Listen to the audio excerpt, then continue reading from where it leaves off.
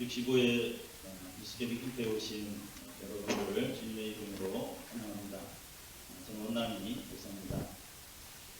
제가 여러분을 보니까 중1 때가 생각이 납니다.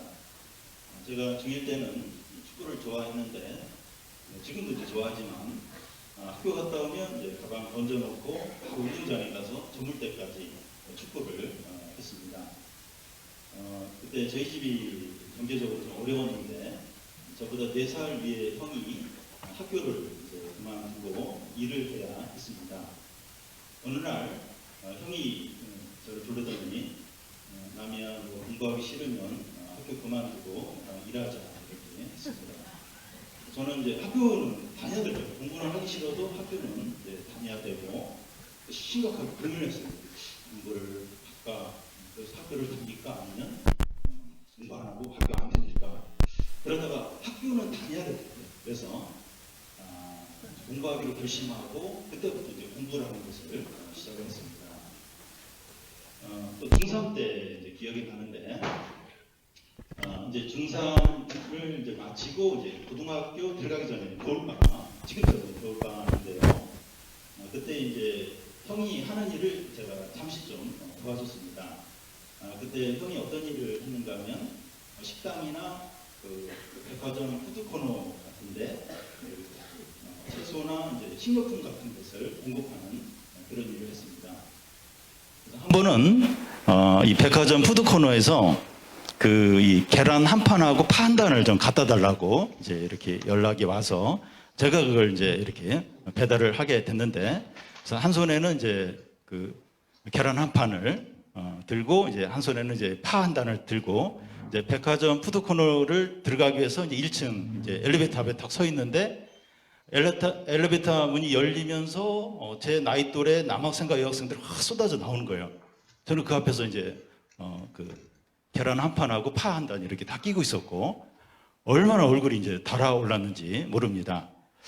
요즘에는 뭐 이제 알바로 뭐 그런 일을 할 수 있는데 그때는 제가 가난해가지고 내가 좀 이런 일을 하는구나 이런 생각이 밀려오면서 자존심이 얼마나 이렇게 상했는지 모릅니다. 이 중고등학교 시절이 제일 힘든 시기예요. 그 학교 가는 것도 힘들어요. 학교 힘들고 공부하는 것도 힘들고 또 시험 보는 게 얼마나 큰 스트레스인지 모릅니다.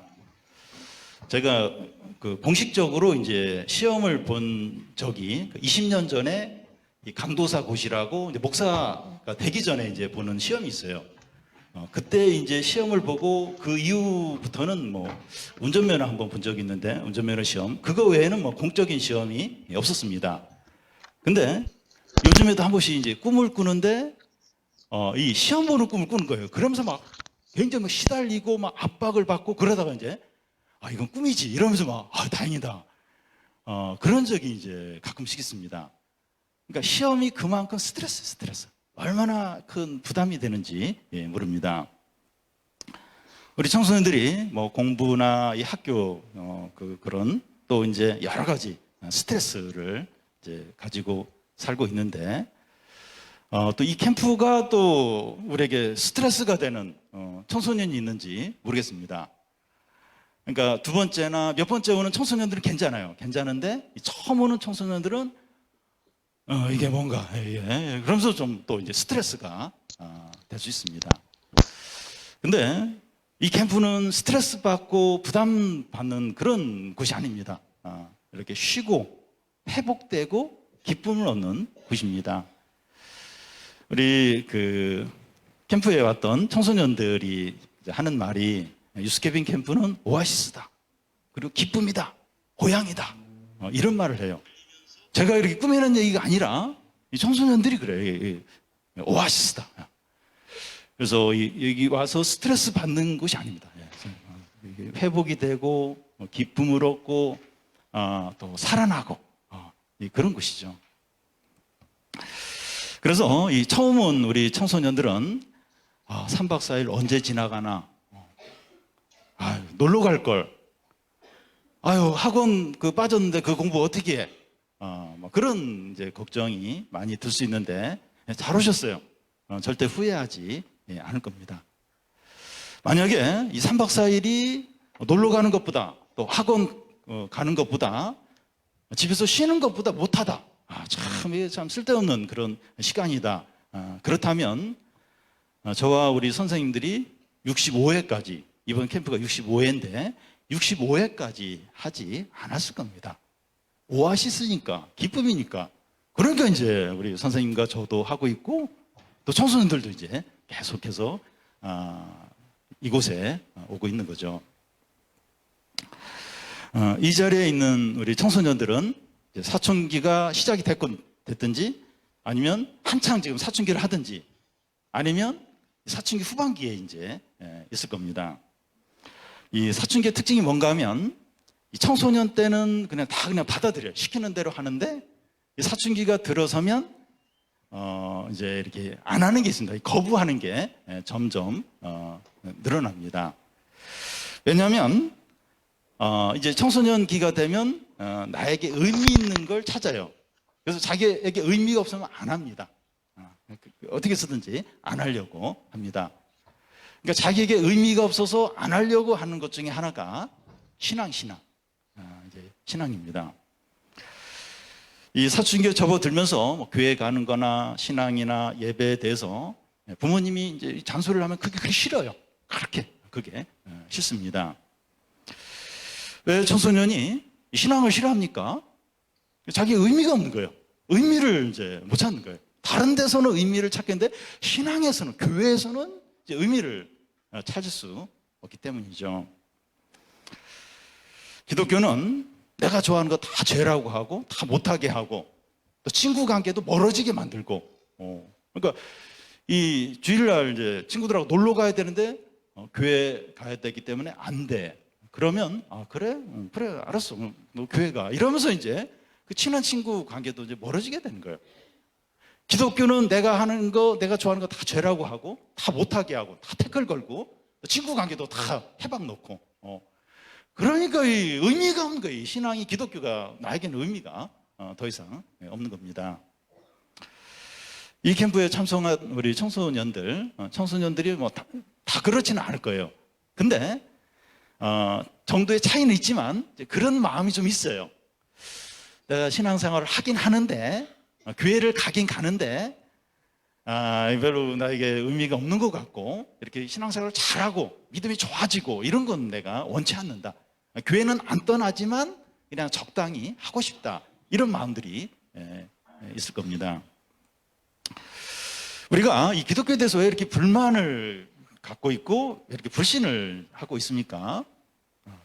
기독교가 진짜 문제가 있든지, 진짜 기독교가 나쁜 거든지, 나쁜 거고 사람을 이제 이렇게 유혹하는 거고, 헛된 거고, 거짓말을 막 진짜인 것처럼 이야기하는 거든지, 아니면 기독교는 진실하고 참된데 내가 잘 모르거나 무슨 오해를 하고 있든지 둘 중에 하나죠. 이 시간 우리 캠프 전체가 그렇긴 하지만 이 시간에 우리가 좀 생각해 봐야 될 것은 기독교가 진짜 이게 나쁜 건지, 진짜 이렇게 거짓말인지, 아니면 기독교가 진짜 의미가 있고 내 인생을 맡겨도 될 만한 그런 아주 신뢰할 수 있는 가치 있는 건가 하는 생각을 이렇게 한번 해보겠습니다. 어느 날 그 예수님의 그 제자 중에서 이제 베드로와 요한이 성전에 그 이제 기도하러 가는데 성전 앞에서 나면서부터 이렇게 걷지 못하고 구걸하는 한 사람을 만나게 됩니다. 이 사람은 장애가 너무 심해요. 그래서 혼자 이제 조금도 걸을 수 없고 누가 이렇게 옮겨줘야만 이동을 할 수 있는 그런 심각한 장애인이었습니다. 이 사람이 이제 한 40세 정도, 40세 됐는데 그 한 번도 이제 걸어본 적이 없어요. 그래서 지금도 이제 그 누가 이제 이렇게 그 사람들이 이제 옮겨줘서 성전 문 앞에서 이제 이렇게 구걸을 하고 있고 거기서 이제 하루 종일 이제 구걸을 이제 하게 됩니다. 이 사람이 우리가 이제 이 사람을 보면서 무슨 생각을 좀 할 수 있을까요? 이 죄인의 상태가 어떤가 하는 것을 우리가 생각을 할 수가 있습니다. 지금 장애인이라 그래서 차별하는 게 아니고 이 사람의 이런 상태가 이 죄인의 상태를 비유적으로 이렇게 보여준다는 겁니다. 이 사람이 태어나면서부터 걷지 못한 것처럼 그 죄인도 모든 죄인도 태어나면서부터 죄인입니다. 사람들은 태어나면서부터 죄인이에요. 이걸 어떻게 알 수 있느냐? 어린아이들을 보면 알 수가 있습니다.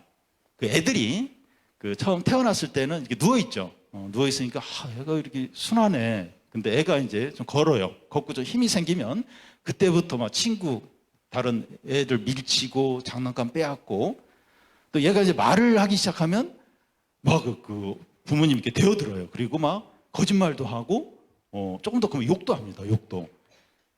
이런 거 누가 가르쳐서가 아니고 그냥 본능적으로 이제 이렇게 막 거짓말도 하고 욕도 하고 깜짝 놀래요. 깜짝.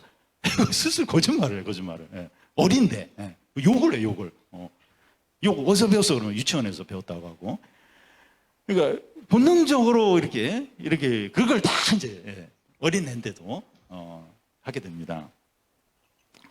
이 장애인은 이제 40세 정도 되었는데 이 40년 동안 한 번도 걸어본 적이 없습니다. 이 사람은 걷는 거 외에는 이제 다른 것들은 다 잘할 수도 있어요. 뭐 노래를 한다든지 손으로 뭘 만든다든지 뭐 요리를 한다든지 뭐 이렇게 뭐 손으로 하는 거 다른 것들은 얼마든지 잘할 수도 있습니다. 근데 이 사람이 할 수 없는 유일한 한 가지는 걷는 거예요. 걷는 거 못합니다. 이 걷는 걸 못하기 때문에 이 사람은 비참합니다. 이 장애인의 이런 상태가 모든 죄인의 상태를 보여줍니다. 여러분, 우리는 다 죄인이에요. 다 죄인입니다. 그러니까 예수님 믿고 이제 하나님의 자녀가 되긴 하지만 그래도 이제 예수 믿기 전에 모든 사람은 다 죄인이고, 그리고 또 우리가 물론 이제 구원을 받아도 그래도 우리는 이제 죄의 어떤 본성이 남아 있어요. 우리는 다 죄인입니다. 죄인인 우리는 이렇게 많은 걸 해요. 이렇게 뭐 공부도 하고 직장 생활도 하고 노래도 하고 운동도 하고 또 여러 가지 뭐 취미 생활도 하고 여러 가지를 다 합니다. 그런데 죄인인 우리가 하지 못하는 한 가지가 있는데 그게 뭔가 하면 말씀을 듣고 깨닫고 순종하는, 하나님 뜻대로 사는 이건 못해요. 그러니까 모든 죄인들이 막 다 해요. 다 뭐 대단한 뭐 기술도 개발하고 또 뭐 위대한 연구도 하고 예술 작품도 만들고 뭐 엄청난 이런 일들도 하는데 그 죄인이 못하는 게 뭔가 하면 하나님 말씀을 깨닫고 순종하고 하나님의 뜻대로 살고, 이건 못하는 거예요. 이 그 장애인이 뭐 다른 건 막 다 이제 하는데 걷지 못하는 것 때문에 비참했죠. 그랬듯이 우리가 죄인인 우리가 그 뭐 여러 가지 다 하는데 하나님의 말씀을 못 깨달아요. 그리고 하나님 뜻대로 못 사는 이것 때문에 이제 이 죄인인 우리가 비참해지는 겁니다. 근데 우리가 생각하는 이제 비참하다고 하는 것은 뭐 이렇게 머리가 나빠서 뭐 공부를 못 한다든지, 뭐 집이 경제적으로 어렵다든지, 뭐 질병에 걸렸다든지, 뭐 외모가 별로다든지, 뭐 이런 게 이제 이런 것 때문에 나는 비참하다, 이제 그렇게 느껴요. 근데 여러분 한번 생각을 해보면 경제적으로 어려운 건 돈이 없는 거예요. 질병이 걸린 건 병이 든 거죠. 몸이 이제 안 좋은 거죠. 그리고 외모가 이제 뭐 좀 별로인 건 그냥 외모가 이제 그런 거죠. 근데 그것 자체가 사실은 뭐 비참한 건 아니에요. 그러니까 보면 이런 어떤 이런 그런 좀 남들이 안 가진 어떤 어려움을 가졌지만 행복하게 사는 사람들이 얼마든지 다 있습니다. 근데 진짜 비참한 게 뭔가 하면 하나님과의 관계가 단절된 거예요. 하나님 없이 살아가는 겁니다. 이 사람은 하나님의 진노와 심판 아래 사는 거예요. 하나님과 이게 원수 관계에 있는 거예요. 이 사람이 제일 비참한 겁니다. 여러분, 예를 들어서 그 부모님, 엄마나 아빠, 엄마와의 관계가 안 좋으면 그렇게 엄마의 관계가 안 좋아. 그렇게 막 엄마도 미워하고 나도 엄마한테 대어들고 그래서 막 집에 가면 막 계속 이제 이렇게 너무 힘든 거예요. 근데 뭐 친구 관계나 다른 사람 관계는 좋아요. 그러면 이 청소년은 행복하지 않아요. 왜냐하면 이 부모의 관계, 엄마의 관계는 제일 중요하기 때문에 엄마의 관계가 안 좋으면 다른 사람 관계가 다 좋아도 이게 행복하지가 않게 됩니다. 더 나아가서 우리가 뭐 사람들 관계는 다 좋아요. 사람들 다 관계는 좋은데 하나님 관계가 안 좋다. 하나님과 원수 관계다. 하나님이 나를 심판하려고 하고 나에 대해서 진노하고 계신다. 이러면 행복하지가 않습니다. 여러분 보면 이 세상이나 이 사람들을 보면 돈도 있고 사회적인 지위도 있고 또 막 유명하고 근데 행복하지 않은 사람들이 많아요. 너무 불행한 사람들이 많습니다. 갖출 거 다 갖췄는데 그렇게 참 이렇게 고통과 절망 가운데 사는 사람들이 많아요. 왜냐하면 하나님과 원수 관계, 하나님과 단절되어 있고 하나님이 진노하는 그런 상태, 그런 관계에 있으니까 돈도 있고 사회적인 지위도 있고 유명한데 행복하지 않은 겁니다. 제일 비참한 게 뭔가 하면 하나님과 단절되어 있고 하나님이 진노하시고 하나님이 심판하시려고 하고 그런 관계에 있는 게 제일 비참한 겁니다. 이 비참한 상태에 있는 장애인이 베드로와 요한을 보고 요청하는 게 뭡니까? 우리 성경에 보면 몇 푼을 요청, 몇 푼 좀 달라고. 왜냐하면 지금 그 지나가는 사람들 이제 국어를 해서 먹고 살아야 되니까 베드로와 요한을 보고 몇 푼을 달라고 요청을 합니다. 이 사람이 더 좀 큰 걸 요청하면 안 됐습니까? 자기 지금 못 걷는데 걸을 수 있게 해달라고. 그러니까 베드로와 요한은 예수님의 제자니까 그게 가능해요. 더 큰 걸 요구할 수 있는데 그렇지 않고 몇 푼만을 이제 구하는 겁니다. 수십 년 동안 이 장애인은 계속해서 몇 푼을 구하면서 살았습니다. 이 세상은 이 참 비참한 장애인에게 몇 푼을 계속 주었어요. 근데 세상이 이 사람에게 해줄 수 있는 건 몇 푼이에요. 몇 푼. 굶지 않도록, 굶어 죽지 않도록 몇 푼씩 주는 그게 세상이 이 비참한 장애인에게 해줄 수 있는 거예요. 근데 이 세상이 주는 이게 이 장애인의 비참함을 해결해 주지 못하는 겁니다. 수십 년 동안 몇 푼을 받아서 살아왔는데 세상이 이 사람에게 해줄 수 있는 건 아무것도 없어요. 그냥 생계만 이어줄 뿐이지 이 비참함에서 해결해 주지 못했습니다. 그런데 사람들이 교회에 와서 또 신앙생활을 하면서 이 장애인이 몇 푼을 구하듯이 작은 것을 하나님께 이제 구합니다. 물론 우리에게 몇 푼이 필요하죠. 몇 푼. 그래서 뭐 몇 푼이라 그래서 진짜 이렇게 몇 푼만 몇 푼 정도의 작은 것이 아니라 이 몇 푼이 해당하는 건 우리 뭐 성적이 올라가고 대학 합격하고 또 이렇게 뭐 질병이 낫고 또 뭐 이런 것들 뭐 중요하죠. 우리에게 필요합니다.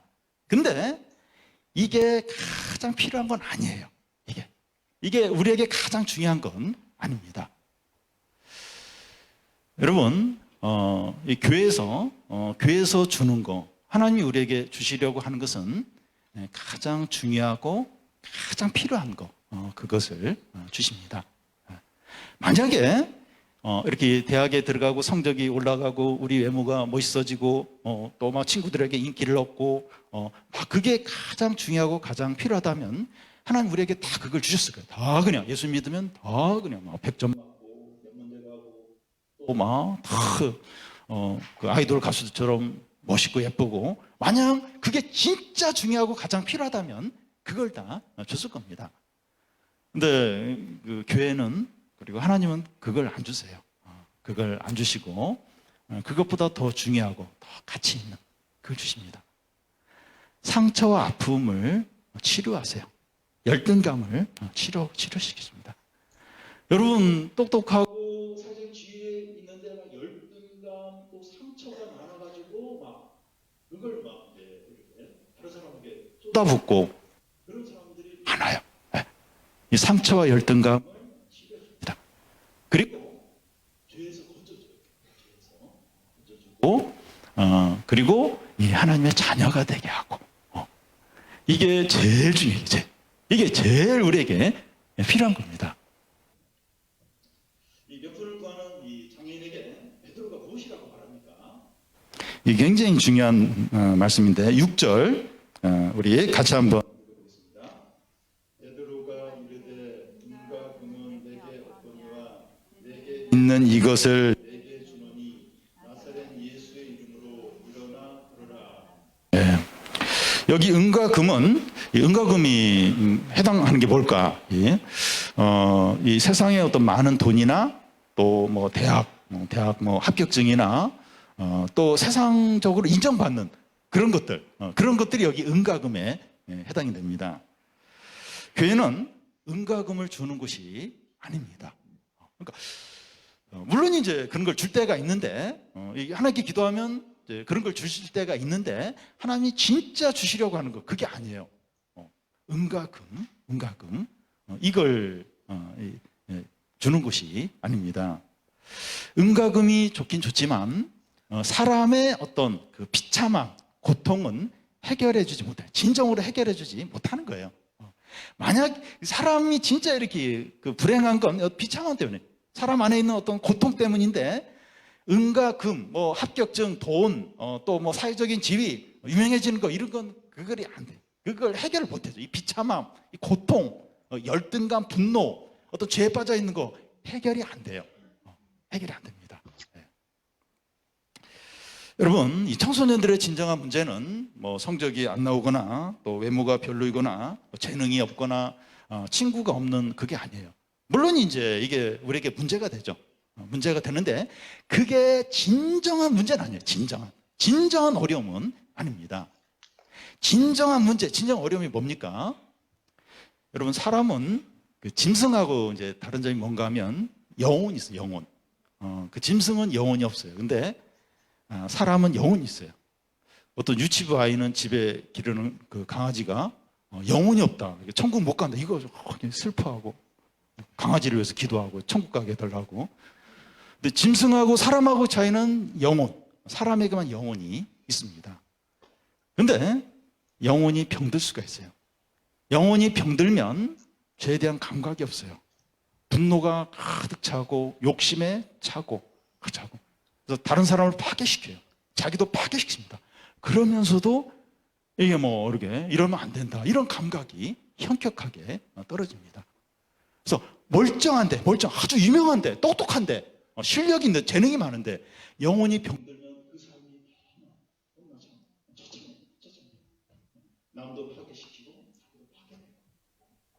그래서 영혼이 병든 겉은 멀쩡한데, 이쁜데, 잘생겼는데, 똑똑한데, 근데 영혼이 병들면 막상 그리고 파괴적인, 절망적인 죄의 깊은 그런 이제 비참한 삶을 살게 됩니다. 베드로는 은과 금이 없다는 거예요. 은과 금이 없지만 나에게 있는 게 뭔가 하면 나사렛 예수의 이름이 있다고 말합니다. 여기 나사렛이 뭔가 하면 한 지역 이름인데 예수님의 고향이에요. 근데 가난하고 여러 가지로 낙후돼 있고 그리고 평판이 안 좋은 그곳이 이제 나사렛이에요. 그러니까 세상 사람들은 나사렛 출신이다 이러면 다 비웃어요. 나사렛에서 무슨 선한 것이 나올, 뭐 기대할 게 있어, 그런 곳이 그런 곳. 근데 지금 베드로에게 있는 건 은과 금은 없지만 이 나사렛 예수의 이름이 나에게 있다, 그 얘기를 합니다. 예수 그리스도가 어떤 분입니까? 우리 죄를 위해서 고난당하시고 십자가에 죽으시고 부활하시고 다시 살아나셔서 하나님 보좌 우편에 앉아 계시면서 이 세상과 모든 것을 오늘날 이 교회 문제가 뭔가 하면 은금은 늘어나요. 교회 건물도 잘 짓고 또 교회 유명한 사람들도 많이 오고 근데 나사렛 예수의 이름은 점점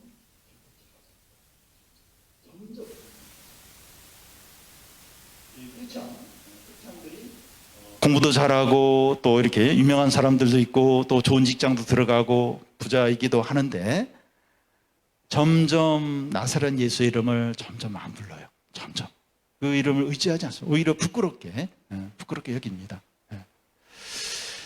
여러분, 우리가 이제 캠프에 왔는데, 만약 학원 선생님한테 이제 그런 이야기를 이제 할 때, 저 좀 은혜 받기 위해서 이번에 캠프 좀, 이렇게 갔다 올게요. 그러면 바로, 너 정신이냐? 너 미쳤어?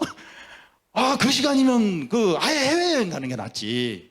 아예 맛있는 거 먹는 게 낫지. 그러면서 이렇게 캠프 오고, 신앙으로 오고, 이렇게 나사렛 예수의 이름을 부르고, 이런 건 아주 우습게 여기고 다를 비웃습니다. 여러분이 이 캠프에 온 게 얼마나 대단한지 몰라.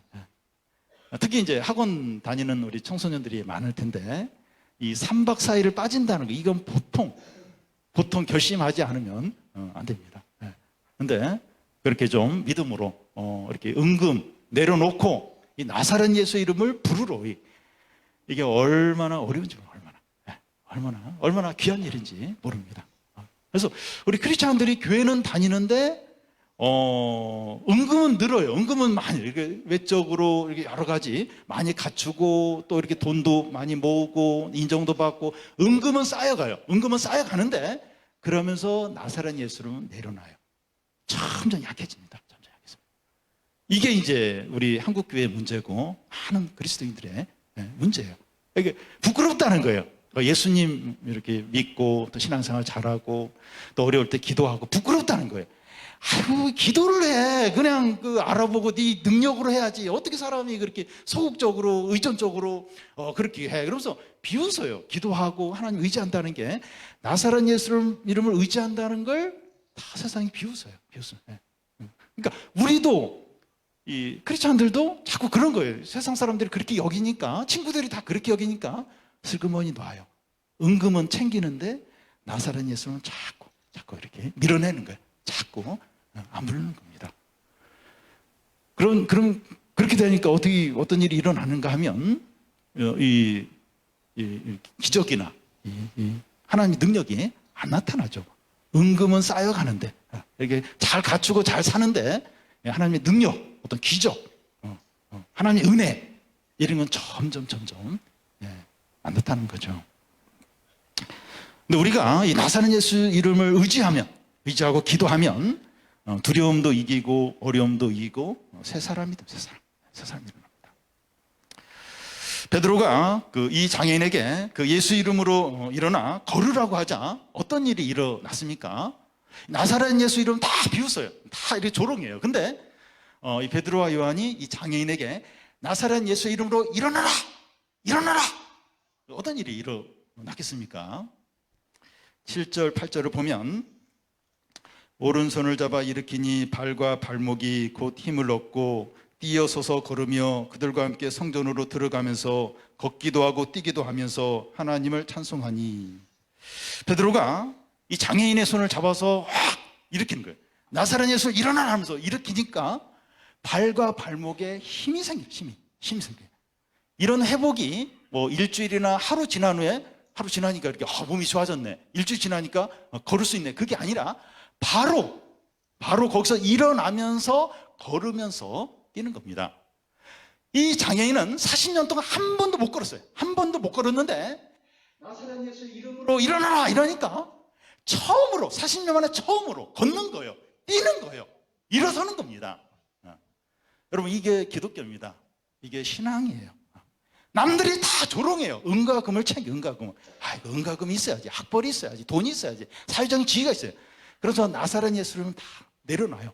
근데 이 나사렛 예수의 이름이 40년 동안 한 번도 걷지 못한 비참한 가운데, 절망 가운데 구걸하며 살 수밖에 없는 이 사람을 일으켜요.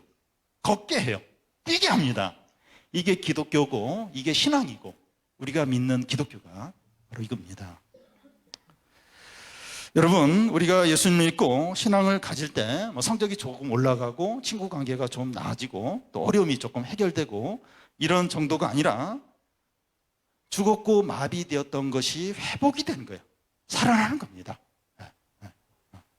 걷고 뛰는 거예요. 걷고 뛰는 거예요. 일어서는 겁니다. 우리가 이제 이렇게 나사렛 예수의 이름을 이렇게 의지할 때 이 나면서부터 장애인 이 사람처럼 이렇게 고쳐지지 않는 죄, 어떤 습관들이 고쳐지게 됩니다. 이 게임에 빠져 있는 우리 청소년들 많이 있을 텐데, 저는 뭐 게임하는 게 한편으로 이해가 돼요. 독일이나 영국처럼 그쪽 나라들은 이 체육 과목이 영어, 수학 그 과목 시간하고 비슷해요. 그러니까 충분히 운동을 해요. 충분히 놀 수가 있어요. 근데 우리 한국 청소년들은 놀 시간이 없어요. 놀 시간. 뭐 학원이나 뭐 보충 수업이나 뭐 이렇게 축구하고 농구하면 대학 포기한 줄 알아요. 그러니까 뭐 운동을 할 수 없으니까 이제 뭐 이렇게 게임을 하게 되는데, 어쨌든 또 게임에 빠져서 막 이렇게 중독 증세를 이제 보이기도 하고, 또 막 부모에게 이제 막 대어들기도 하고, 그리고 막 분노가 폭발하기도 하고, 또 너무 자기 비하를 하고, 자기 비하를 하고, 또 자꾸 거짓말을 습관적으로 하고, 이런 게 안 고쳐지는 거야. 고쳐져야 되는데 계속해서 습관적으로. 근데 나사렛 예수의 이름을 부르면 이게 고쳐져요. 이런 게 한 번씩 발동하면 내가 장애인 같아요. 이 장애인을 차별하는 무슨 그게 절대 아니고요. 그러니까 이렇게 불구자 같이 되어버린다는 거예요. 내 어떤 습관, 어떤 죄에 대해서 안 되는, 아무리 해도 안 되는, 고쳐지지 않는 그런 게 있는데, 이 나사렛 예수의 이름을 부르고 기도할 때 이게 치료가 되는 거예요. 이게 회복이 되는 거예요. 안 고쳐지는 습관이 고쳐지는, 죄가 고쳐지는 겁니다. 새 사람이 돼요. 새 사람이 되고, 그리고 하나님의 자녀가 되고, 또 원수를 사랑하게 되고. 그 원수 진짜 내가 진짜 너무 미워하고 사과를 해야 되는데 사과를 도저히 할 수 없는, 그게 부모님일 수도 있고 뭐 친구일 수도 있고, 근데 이렇게 사과를 먼저 하고 이렇게 그 사람을 이렇게 받아들이려고 하는 그런 마음이 생기고, 그러니까 놀라운 일이 우리 안에 일어나게 돼. 여러분, 우리 겉으로 보면 다 이렇게 예쁘고 멋있고 착하고 다, 그래도 우리가 참 나면서부터 걷지 못하는, 그래서 구걸을 할 수밖에 없는 그런 비참한 이 장애인과 같을 수 있어요. 영적으로 보면 그럴 수 있어요. 그러니까 다른 건 다 할 수 있는데 하나님과 관계되는 건 다 못해요. 하나님 말씀도 안 들리고, 또 뭐 기도도 안 하고, 또 하나님 뜻대로 안 살고, 하나님과 관계되는 것은 다 죽어 있어요. 다 마비가 돼 있어요. 장애인, 영적인 장애인이죠. 우리가 그런 상태에 있을 수 있는데, 솔직하게 인정하는 거예요. 주님, 제가 나면서부터 걷지 못하고 구걸하는 이 장애인과 영적으로 똑같습니다. 이렇게 제가 믿음이 생기게 하여 주시고, 이 분노가 이렇게 치료되게 하여 주시고, 열등감이 치료되게 해 주시고, 막 화내고 누구 미워하고 누구 막 괴롭히면서 즐거워하고, 자꾸 그런 아주 못된 근데 안 고쳐지는 거예요. 자꾸 말을 해도 상대방의 속을 뒤집어 놓고 무시하고, 그런 말을 그러고 나서 이게 안 고쳐지는, 이것도 고쳐진 거예요. 나사렛 예수 이름 부르면 마비되었고 죽었던 게 살아나는 거예요. 안 고쳐지는 게 고쳐지는 겁니다. 이 장애인이 걷고 뛰는 것을 본 사람들의 반응이 어떻습니까? 9절 10절을 보면, 모든 백성이 그 걷는 것과 하나님을 찬송함을 보고 그가 본래 성전 미문에 앉아 구걸하던 사람인 줄 알고 그에게 일어난 일로 인하여 심히 놀랍게 여기며 놀라니라. 모든 사람들이 그가 수년 동안 그 성전 미문 앞에서 이렇게 구걸하던 장애인 줄 다 아는 거예요. 근데 그 40년 동안 걷지 못했던 사람이 걷고 뛰는 것을 보면서 놀라는 거예요. 너무나도 큰 충격을 받는 겁니다. 여러분, 기독교 안에는 이런 경이로움과 기적이 가득합니다.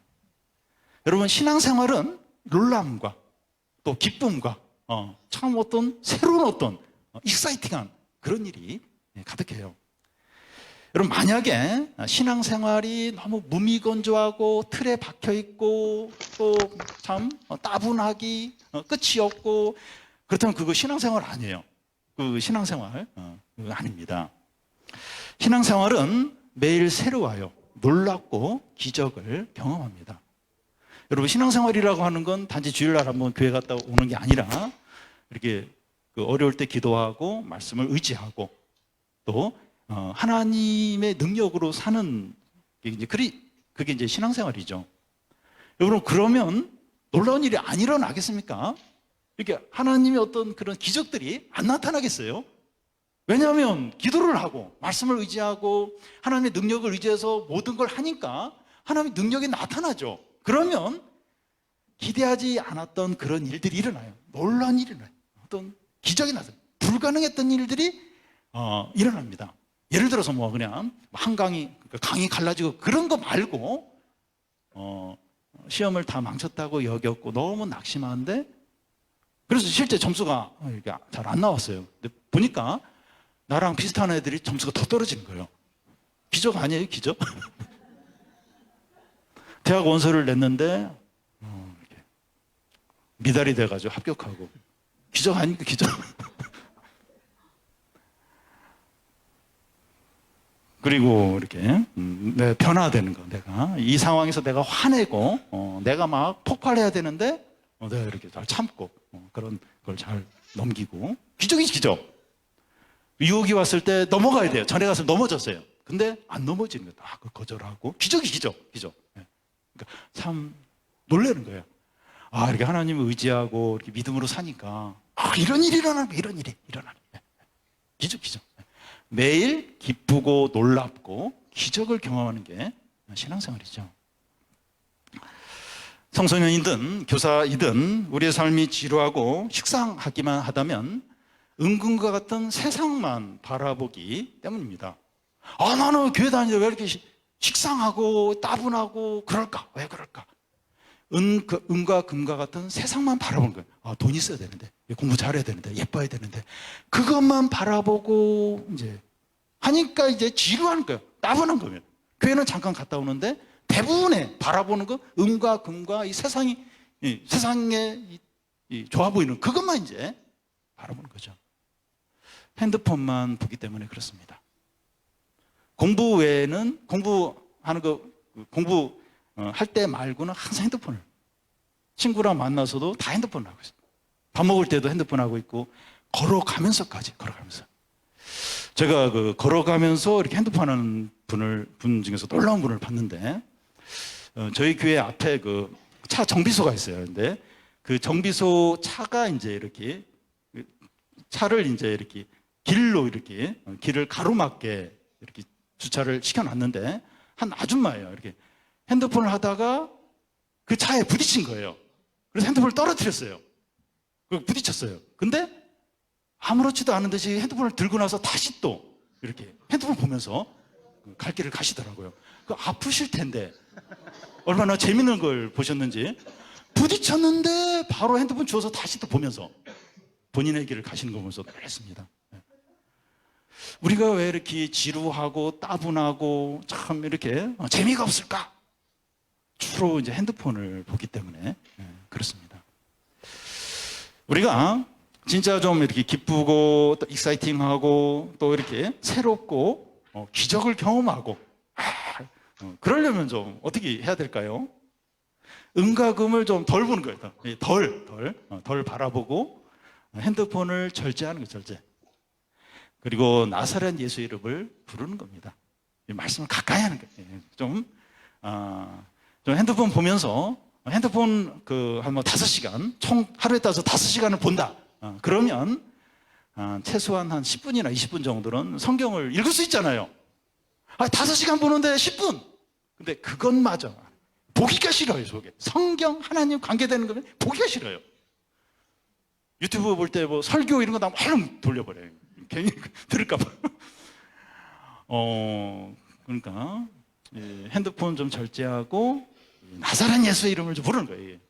조금이라도 이렇게 성경 말씀 들으려고 하고 성경 읽으려고 하고 그러면 그만큼 이 기쁨과 풍성함과 새로움과 어떤 능력들 신앙생활이 이런 거구나. 하나님 믿는 게 이런 거구나. 여러분 신기하지 않습니까? 이 40년 동안 안진뱅이 못 일어난 장애인이 나사렛 예수의 이름으로 일어나니까 벌떡 일어나서 걷고 뛰고 찬양하고 이게 기독교 이게 신앙입니다. 왜 우리한테는 이런 어떤 기쁨과 능력과 어떤 새로움과 어떤 이렇게 놀라움이 일어나지 않습니까? 세상만 바라보고 또 이렇게 핸드폰 보고 핸드폰 보지 않으면 사실 뭐 이렇게 스트레스 풀 게 없어요. 우리 성도님. 저 이해가 됩니다. 이해가 되는데, 주로 이제 그것만 보고 이제 그렇게 하니까 지루한 거예요. 여러분, 이 세상이나 그건 새로운 게 없어요. 진짜 새로운. 물론 우리가 지루해서 그런 걸 보긴 보는데, 그거 보고 나서 내가 새로워졌다. 내가 기쁨이 충만해졌다. 내가 기적을 경험했다. 내가 뭐 했다. 그거 없어요. 시간은 좀 때우고, 뭐 좀 덜 지루하고, 뭐 조금 재밌었다. 뭐 그럴지 몰라도, 이제 그런 건 없는 거예요. 그런 건 없습니다. 사랑하는 청소년 여러분, 우리에게 은과 금과 같은 세상이 알아주는 거, 세상이 참 좋아하는 거, 이런 거 없을 수 있어요. 근데 나사렛 예수의 이름은 있어요. 우리가 이 이름을 얼마든지 부를 수 있어요. 부르지 마. 왜 불러? 너 죄인들 왜 내 이름을 불러? 절대 그렇게 하지 않습니다. 얼마든지 나사렛 예수의 이름을 부르면서 기도할 수 있어요. 이 이름 안에 모든 좋은 것, 귀한 것들, 능력들, 영원한 것들, 신선한 것들, 모든 좋은 게 다 들어있습니다. 다 들어있습니다. 네. 그 안에 다 들어있어요. 뇌성마비 시인인 송명희 시인이 이제 이렇게 그 찬양곡을 가사를 이제 만든 게 있는데요. 그래서 읽겠습니다. 나 가진 재물 없으나, 나 가진 지식 없으나, 나 남에게 있는 건강 있지 않으나, 나 남이 없는 것 있으니, 나 남이 못 본 것을 보았고, 나 남이 듣지 못한 음성 들었고, 나 남이 받지 못한 사랑 받았고, 나 남이 모르는 거 깨달았네 하면서 공평하신 하나님을 찬양합니다. 나 남이 가진 거 없어요. 은금 없어요. 근데 남이 듣지 못한 거, 남이 갖지 못한 거, 남이 보지 못한 거 봤다는 거예요. 들었다는 거예요. 나사렛 예수님을 봤고, 들었고, 알고, 믿게 되었다는 거예요. 공평하신 하나님. 아무런 부족함이 없다는 거예요. 아무런 부족함이 없고, 너무나도 좋고, 넘친다는 겁니다. 사랑하는 여러분, 이 하나님이 우리에게 세상에서 알아주는 것들, 뭐 외모든지 성적이든지 이런 걸 조금밖에 안 주시거나 또 안 주셨을 수도 있어요. 근데 나사렛 예수의 이름은 주셨습니다. 여러분, 이 이름을 줬다면 모든 걸 주신 거고 가장 좋은 것을 주신 겁니다. 뭐 다른 것도 뭐 더 주면 더 좋겠지만, 뭐 다른 거 적게 줘도 안 주셔도 괜찮을 정도로 이 나사렛 예수 이름이 가장 큰 거고 모든 것이고 가장 귀한 겁니다. 그걸 주셨어요. 우리에게 주셨습니다. 우리가 이렇게 대가 지불하고 이 캠프에 왔는데 참 저는 이렇게 한편으로 고맙기도 하고 또 미안하기도 하고, 그리고 너무 감사한 마음이 듭니다. 은금 내려놓고 학원 공부나 또 얼마든지 놀 수 있고 그거 내려놓고 이렇게 예배드리러 좀 하나님 알려고 나사렛 예수 이름 부르려고 여기 왔구나, 이 생각하면서 너무 감사하고 너무나도 귀한 생각이 듭니다. 이 이름은 하나님 우리에게 주신 거예요. 나에게 얼마든지 부르고 얼마든지 그 이름 의지해서 어려움을 이기고 두려움을 이기고 새 사람이 되고, 또 이렇게 끊지 못한 어떤 나쁜 습관들 끊고, 그리고 매일매일 하나님의 능력을 경험하고 하나님의 사랑을, 기쁨을, 그리고 기적을, 하나님이 하시는 그런 놀라운 일들을 다 경험하도록 이 이름을 주셨습니다. 우리가 이 시간 또 이 캠프를 통해서 우리가 이 나사렛 예수의 이름 붙들고 의지해서 내가 새 사람이 되고 변화되고 하나님이 주시는 기쁨과 능력을 풍성하게 누리는 우리 청소년들이 다 되시기 바랍니다. 네, 기도하겠습니다. 살아계신 하나님 아버지, 우리 청소년들 참 세상에 재밌고 좋은 것들 또 필요한 것들 다 내려놓고 이렇게 주님께 나왔습니다. 참 은과 금이 참 좋아 보이지만 또 필요하지만 그것보다도 더 가치 있고 중요한 하나님을 알고 나사렛 예수의 이름을 부르기 위해서 이곳에 나왔습니다. 하나님 아버지, 나면서부터 참 걷지 못하고 구걸하는 이 비참한 사람이 있었는데 참 우리가 바로 영적으로 그런 사람들입니다. 그러나 참 나사렛 예수의 이름이 이 사람을 걷게 했고 뛰게 했고 찬양하게 했습니다. 하나님 아버지, 우리가 이 나사렛 예수의 이름을 부릅니다. 우리에게 고쳐지지 않는 습관들, 죄들, 또 불신앙들, 또 하나님을 모르고 있는 것들, 이런 것들이 다 고쳐지고 또 치료가 되고 회복이 되는 우리 청소년들 다 되게 하여 주시옵소서. 하나님 아버지, 그동안 신앙생활이 억지로 했고 또 습관적으로 했고 왜 해야 되는지 모르고 그러면서 해왔는지 모르겠습니다. 그 이유는 우리가 세상을 바라보고 은과 금만 바라봤기 때문입니다. 하나님 아버지, 이제는 하나님을 바라보고 나사렛 예수의 이름을 부름으로 우리 안에 기쁨과 능력과 또 기적과 또 풍성한 것과 변화와 또 하나님이 하시는 놀라운 일들을 다 보고 경험하는 일이 일어나게 하여 주시옵소서. 하나님 아버지, 오늘 첫날입니다. 앞으로의 모든 시간들 함께해 주시고 은혜를 베풀어 주시옵소서. 예수님 이름으로 기도드립니다. 아멘.